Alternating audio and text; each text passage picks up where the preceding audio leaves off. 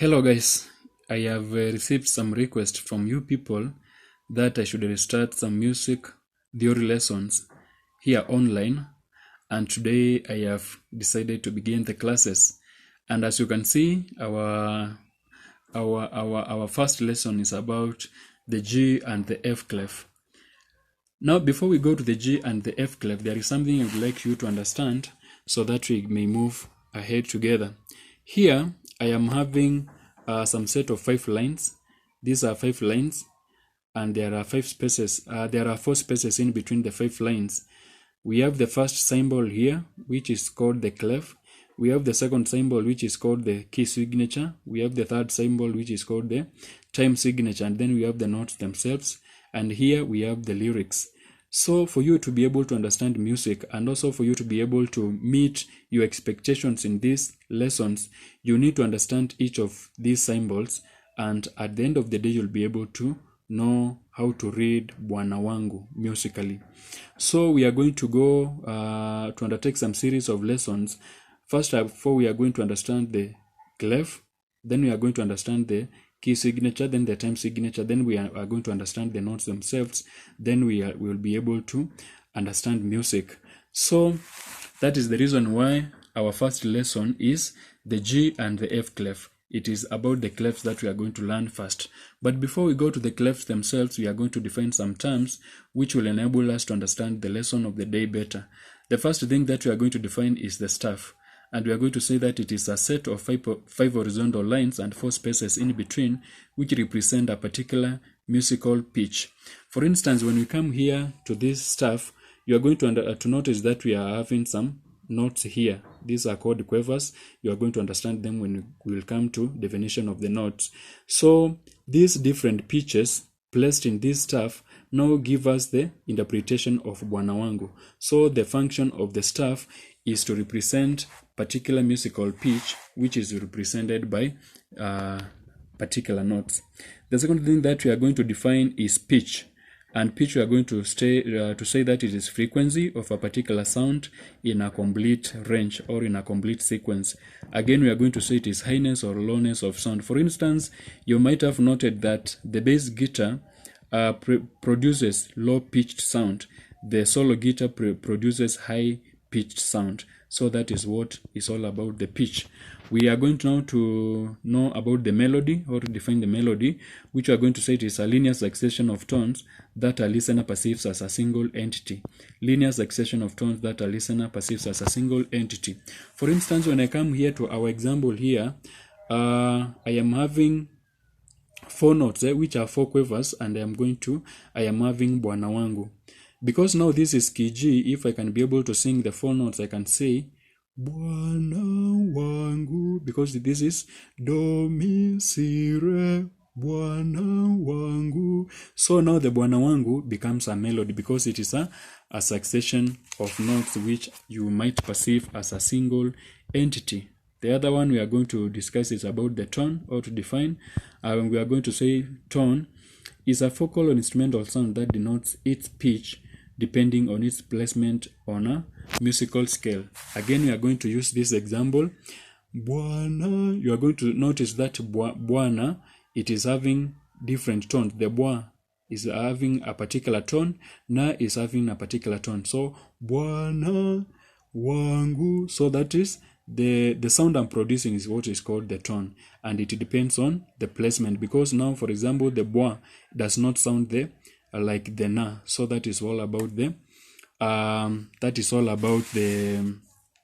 tone. Now we are going to have the scale. We have various scales in music, and I'm going to start with the basic scale, which is the do to do scale. We have maybe if I can write here, we have the do to do scale. Do, re, mi, fa, sol, la, si, do. That is the do to do scale. We have ascending scale, which is ordered by increasing pitch, like do, re, mi, fa, sol. That is a ascending scale. Descending scale is ordered by decreasing pitch. For instance, so, fa, mi, re, do. The notes are decreasing pitch. Therefore, we have other definitions, but we are going to have them in our other classes. Now we go to the G-Clef, and before I go to the G-Clef, I can define the clef. Generally, the clef, we are going to say that it is a symbol located at the beginning of the staff to indicate pitches of notes placed either on the lines or on the spaces. That is what the clef means. It is a symbol just placed at the beginning of the staff to tell us the pitches which are placed either on the spaces or on the lines. Now we go to the G-Clef itself, and we are going to say basically the G-Clef indicates that the second line from the bottom is in a staff is G. So the second line from the bottom, now this is our staff as I have indicated here. We have the first line and we have the second line. So this second line is G according to the G-Clef.